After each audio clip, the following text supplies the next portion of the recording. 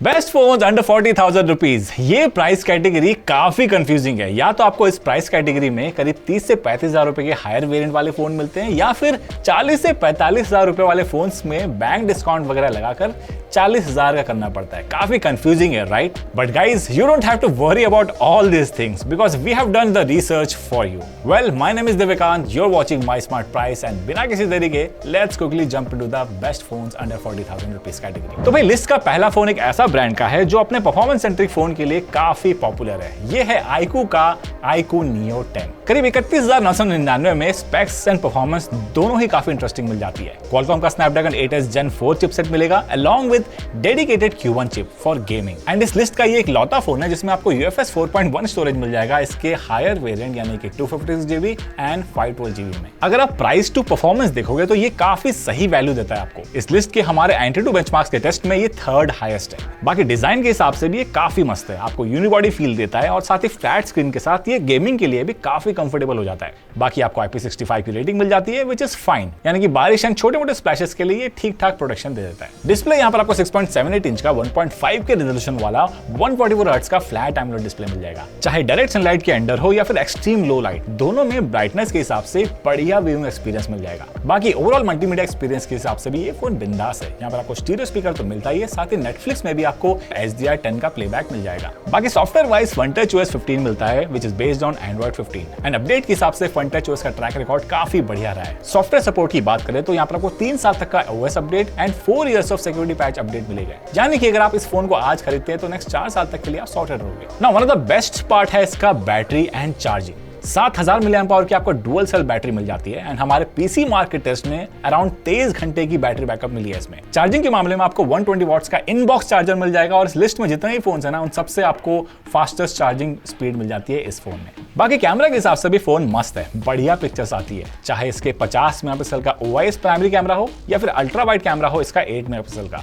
साथ ही 32 मेगापिक्सल के front camera से भी सेल्फीज काफी अच्छी आती है। इवन वीडियोस के हिसाब से अगर आप देखें तो यहाँ पर आपको 4K 60 FPS की वीडियो रिकॉर्डिंग मिल जाती है इसके प्राइमरी एंड सेल्फी कैमरा में भी। अब देखो, इस प्राइस में हमने पोको F7 को भी इंक्लूड करने का कंसीडर किया था, लेकिन भाई अगर इसको उससे कंपेयर करा जाए तो यहाँ पर आपको बेटर सॉफ्टवेयर ऑप्टिमाइजेशन मिलती है। पोको F7 में देखो डिजाइन वगैरह के हिसाब से आपको चीजें कुछ बेटर मिलती है, जैसे कि आपको वहां पर IP69 की रेटिंग मिल जाती है। साथ ही उसका जो फील है ना, इन हैंड फील, वो आपको स्लाइटली बेटर मिलता है इस फोन से। थोड़ा सा बल्कि हो जाता है, लेकिन भाई ओवरऑल देखा जाए तो इसमें आपको बेटर सॉफ्टवेयर ऑप्टिमाइजेशन मिलती है और गेमिंग परफॉर्मेंस के हिसाब से भी ये फोन स्लाइटली बेटर है पोको F7 से, इसलिए हमने उसको ऐड नहीं किया।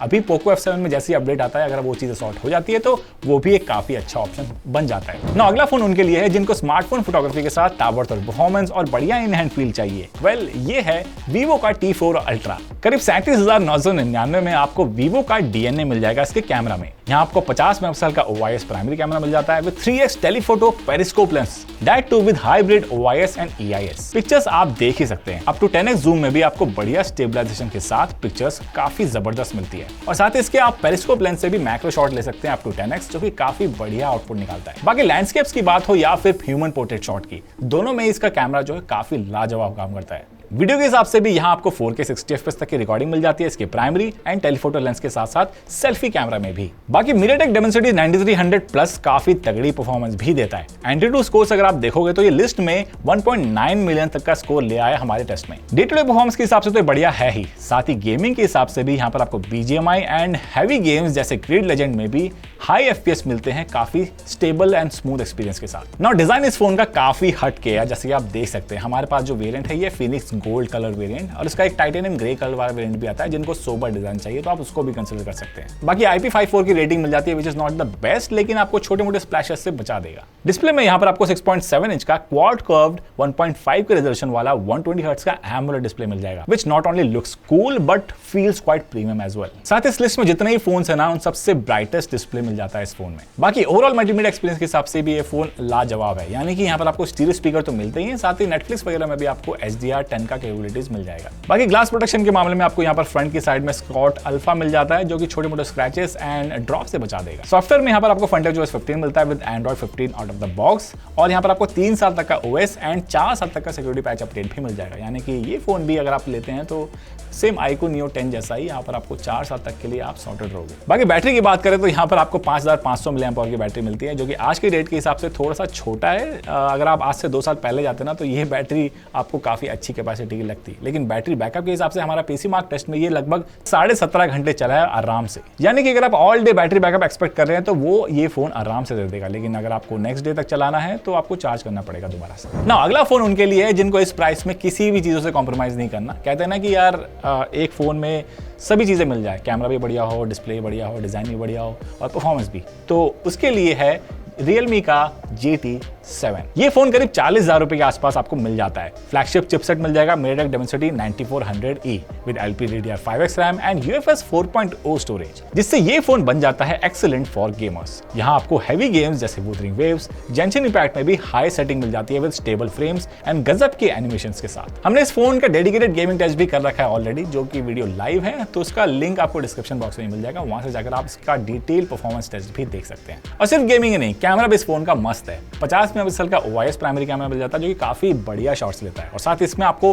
2x टेलीफोटो लेंस भी मिल जाएगा 50 मेगापिक्सल का ही। हालांकि यहाँ पर आपको OIS नहीं मिलता है, लेकिन अगर आप पोर्ट्रेट वगैरह शॉट्स लेते हैं तो उसमें काफी ज्यादा हेल्प करता है इसका टेलीफोटो लेंस, जिससे कि आपको बढ़िया नेचुरल बुके मिलता है अगर आप ह्यूमन पोर्ट्रेट शॉट्स वगैरह लेते हैं तो। बाकी इसका अल्ट्रा वाइड कैमरा भी काफी अच्छा काम करता है। बाकी अगर आप वीडियोस बहुत शूट करते हैं तो उसके लिए यहाँ पर आपको 4K 60 FPS Dolby vision recording भी मिलती है इसके बैक कैमरा में। डिजाइन के हिसाब से भी ये phone IP68 and IP69 rating के साथ आता है, that makes it rough and tough. साथ ही यहाँ पर आपको इस सेगमेंट का one of the biggest vapour chamber cooling मिल जाता है, जिससे ये फोन गेमिंग के वक्त भी काफी ठंडा रहता है। डिस्प्ले बढ़िया मिल जाती है आपको 1.5 के रेजोल्यूशन का with 120 hertz of LTPO AMOLED display. यानी कि अगर आप ऑलवेज ऑन डिस्प्ले वगैरह रखते हैं तो उसके हिसाब से यहाँ पर बैटरी भी ज्यादा कंज्यूम नहीं करता, क्योंकि इसका जो स्क्रीन है LTPO डिस्प्ले के चलते 1 हर्ट्ज पे चला जाता है। यानी कि 1 हर्ट्ज टू 120 हर्ट्ज ये फ्लक्चुएट करता है डिपेंडिंग अपॉन आपके स्क्रीन पे क्या है। और रही बात ओवरऑल मल्टीमीडिया एक्सपीरियंस की, तो यहाँ पर आपको बढ़िया स्टीरियो स्पीकर मिलते हैं और नेटफ्लिक्स में भी आपको HDR का सर्टिफिकेशन मिल जाता है, जिसके चलते आपको ओवरऑल मल्टीमीडिया एक्सपीरियंस काफी लाजवाब मिलता है इसमें। बाकी सॉफ्टवेयर के हिसाब से आप सॉर्टेड रहोगे। Realme UI 6.0 मिल जाएगा with Android 15 out of the box,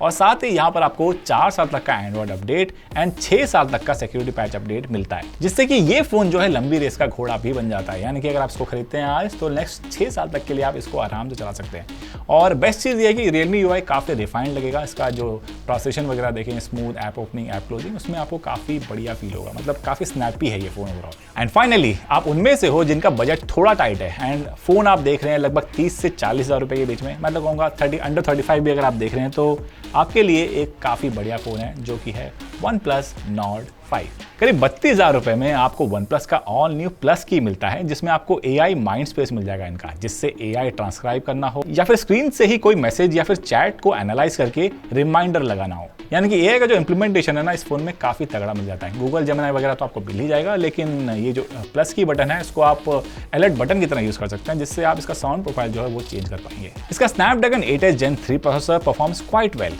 Antutu scores देखोगे तो इस लिस्ट में सबसे कम है, which is around 1.45 million, but BGMI जैसे गेम्स आप इसमें आराम से 90 FPS में खेल सकते हैं। और हमने इसका डेडिकेटेड गेमिंग टेस्ट भी कर रखा है, तो इसका ओवरऑल परफॉर्मेंस अगर आपको जानना है तो वो वीडियो भी आप देख सकते हैं, नीचे डिस्क्रिप्शन बॉक्स में आपको लिंक मिल जाएगा। इसके अलावा इसका डिजाइन आपको काफी स्लीक मिल जाएगा, यानी कि बॉक्सी फॉर्म फैक्टर है। साथ ही इसका जो डिस्प्ले है वो भी फ्लैट मिलता है और बेजल इसमें काफी पतले मिलते हैं, जिसके चलते मल्टीमीडिया एक्सपीरियंस बहुत जबरदस्त हो जाता है। इसके जो स्पीकर है ना वो भी काफी रिफाइंड है और साथ ही लाउड भी, यानी कि अगर आप बिंज वॉच वगैरह कर रहे हो नेटफ्लिक्स में, अगर आपको मूवीज खूब देखना है स्पीकर के साथ, देन आपको ये फोन काफी अच्छा लगेगा इस प्राइस के हिसाब से। डिस्प्ले की बात करें तो यहाँ पर आपको 6.83 इंच का 1.5 के रेजोल्यूशन वाला 144 हर्ट्ज का AMOLED डिस्प्ले मिल जाएगा। चाहे डे लाइट हो या फिर एक्सट्रीम लो लाइट, सभी मामलों में इसका डिस्प्ले काफी बढ़िया काम करता है, यानी कि ब्राइटनेस लेवल के मामले में आपको कहीं परेशानी नहीं आने वाली है। बाकी कैमरा में यहाँ पर आपको बहुत एक्साइटिंग चीजें नहीं मिलती है, लेकिन जो 50 मेगापिक्सल का प्राइमरी और 8 मेगापिक्सल का अल्ट्रा वाइड दिया है ना वो काफी अच्छा काम करता है, यानी कि काफी रिलायबल है, आपको आउटपुट जबरदस्त निकाल कर देता है। और वीडियो के मामले में भी यहाँ पर आपको 4K 60 FPS की रिकॉर्डिंग मिल जाती है इसके बैक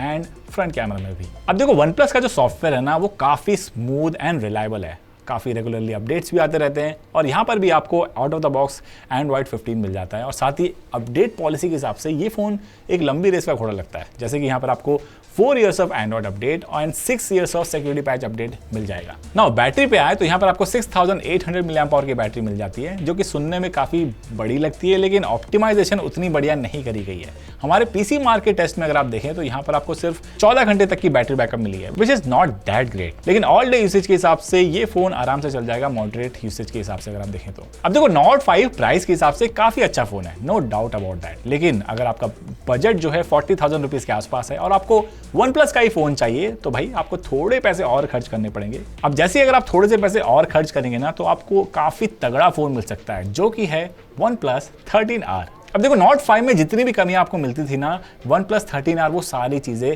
फुलफिल करता है। फर्स्ट ऑफ ऑल डिजाइन इसमें आपको काफी प्रीमियम मिल जाएगा, साथ ही यहाँ पर आपको अलर्ट स्लाइडर मिल जाएगा OnePlus का आइकॉनिक, और इसके अलावा यहाँ पर आपको डिस्प्ले भी काफी जबरदस्त वाला मिल जाएगा विद LTPO AMOLED डिस्प्ले 1.5 के रेजोल्यूशन वाला, और साथ ही साथ आपको परफॉर्मेंस में भी काफी बड़ा जंप मिलता है विद Snapdragon 8 Gen 3 प्रोसेसर, जो कि हमारे एंट्रोडी स्कोर की लिस्ट में अगर आप देखें तो लगभग 2.1 मिलियन का स्कोर देता है। हमारे पीसी मार्केट टेस्ट में ये फोन आराम से 19 घंटे 38 मिनट तक चला है। और सिर्फ यही नहीं, कैमरा में भी आपको काफी बड़ा जंप मिल जाएगा। यहाँ पर आपको टेलीफोटो लेंस भी मिल जाता है, जिसके चलते आपको बढ़िया पोर्ट्रेट्स वगैरह तो मिलते ही हैं, साथ ही अगर आपको जूम वगैरह करके टेलीफोटो लेंस के थ्रू पिक्चर लेना है तो उसमें भी आपको काफी बढ़िया क्वालिटी मिल जाएगी। बाकी वीडियो के हिसाब से भी यहाँ पर आपको 4K 60 FPS की रिकॉर्डिंग मिल जाती है और यहाँ पर आपको HDR का सपोर्ट भी मिल जाएगा। यानी कि अगर आप थोड़े पैसे और खर्च करेंगे 40,000 रुपए के थोड़ा सा ज्यादा, तो आपको एक काफी बढ़िया फोन मिल जाएगा। तो मैं तो यही कहूंगा कि अगर आप 40,000 रुपीज के अराउंड कोई OnePlus का फोन देख रहे हैं तो I would any day suggest आप OnePlus 13R खरीद लेना, थोड़े पैसे और डालकर। अगर आप बैंड डिस्काउंट लगा के 40K के राउंड ले रहे हैं तो भाई मजे ही मजे। ऑलराइट गाइस, तो ये थे best phones between 30 to 40,000 rupees, और आप अपने प्रेफरेंस के हिसाब से देख सकते हैं आपके लिए परफेक्ट फोन कौन सा रहेगा। ओवरऑल फोन भी हमने बता दिया है, और कोई ऐसा फोन हो जो हमसे छूट गया हो या फिर आपको लगता है उस लिस्ट में होना चाहिए था, नीचे कॉमेंट करके बताओ, और क्यों होना चाहिए था वो भी बता देना, ताकि औरों की भी हेल्प हो जाए। और ऐसे हम वीडियोस बनाते रहते हैं, उसके लिए मेक श्योर सब्सक्राइब करके बेल आइकन दबाना मत भूलना, ताकि आपको उसका नोटिफिकेशन मिलती रहे। बाकी मिलते हैं अगले वीडियो में, तब तक के लिए बाय बाय, टेक केयर।